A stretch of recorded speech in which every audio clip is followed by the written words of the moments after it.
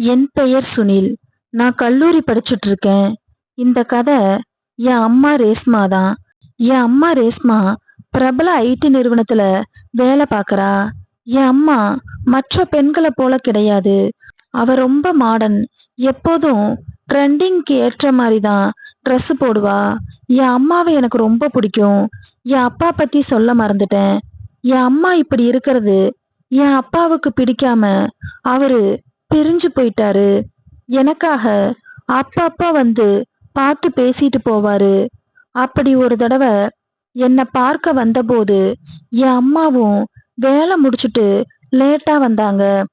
அப்பாவை பார்த்து அம்மா எதுவும் பேசாம அவங்க ரூம்குள்ள போயிட்டாங்க. அவரு அம்மா பின்னாடியே போய் ரூம் கதவை தட்டினாரு. என் அம்மாவும் கதவை திறந்தாங்க. ஏண்டி, உனக்கு கொஞ்சமாவது அறிவு இருக்கா? வீட்ல பையன் இருக்கான், இப்படிதான் அரைகுறையா இருப்பியான்னு கேட்டாரு. அதுக்கு அம்மாவும் இது என் வீடு, எப்படி வேணாலும் இருப்பேன்னு சொன்னாங்க. உன்னை திருத்த முடியாது அப்படின்னு என் அப்பாவும் கோவமா கிளம்பிட்டாரு. அம்மா என்னிடம், சுனில், உன் அப்பா என்ன சொன்னாருன்னு கேட்டாங்க. அவரின் பேச்செல்லாம் விடுங்கம்மா, நீங்க உங்களுக்கு பிடிச்ச மாதிரி இருங்கன்னு சொன்னேன். நீதாண்டா என் பையன்னு என்ன புரிஞ்சு வச்சிருக்கேன்னு சொன்னாங்க. சரிவா சாப்பிடலான்னு சொன்னாங்க. நானும் என் அம்மாவோட சேர்ந்து சாப்பிட்டேன். அம்மாவும் சாப்பிட்டு முடிச்சுட்டு எந்திரிச்சு போனாங்க. நான், என்னம்மா நீ தூங்க போலையான்னு கேட்டேன். இல்ல, என் ஆபீஸ் ஒர்க்கை முடிக்கணும்னு சோபால அமர்ந்து லேப்டாப்பை எடுத்து வேலை பார்க்க ஆரம்பிச்சாங்க. நான் என் ரூமுக்கு வந்து தூங்கினேன். கொஞ்ச நேரத்துல என்னோட தூக்கமும் கலைஞ்சது. நான் வெளியே தண்ணி குடிக்க வந்தபோது என் அம்மா வேலை பார்த்துட்டு இருந்தாங்க. நானும் அவங்க அருகில போய், என்னம்மா இன்னும் தூங்காம இருக்கீங்க, என்ன பண்றீங்கன்னு கேட்டேன்.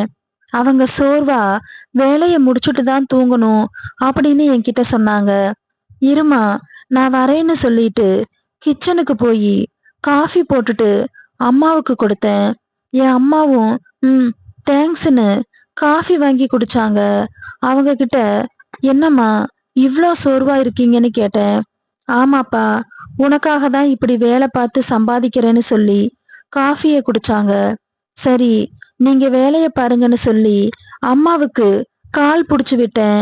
என் அம்மா, எதுக்குடா, விடு, இப்போது வேலை முடிஞ்சிரும் அப்படின்னாங்க. எனக்காக கஷ்டப்படும் அம்மாவுக்கு நான் உதவி செய்யறேன்னு சொன்னேன். ஆமாண்டா, என்ன வேலை இருந்தாலும் நம்ம உடம்ப நல்லா பார்த்துக்கணும். பிறகு நானும் அம்மாவும் எங்க வேலையை முடிச்சுட்டு தூங்க போனோம்.